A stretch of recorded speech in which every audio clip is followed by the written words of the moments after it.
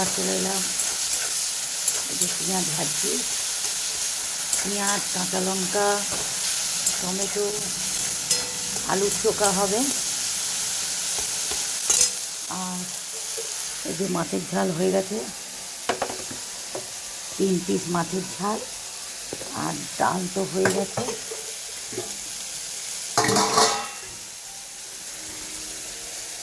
ডাল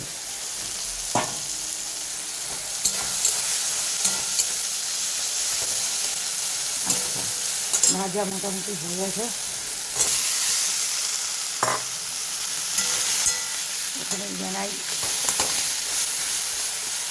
শুভ সকাল।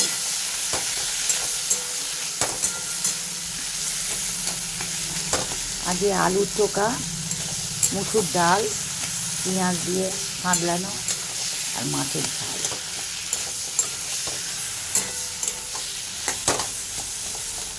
এই আলুর চোখা ডাল দিয়ে মাছের ঝাল দিয়ে হেভি লাগে খেতে।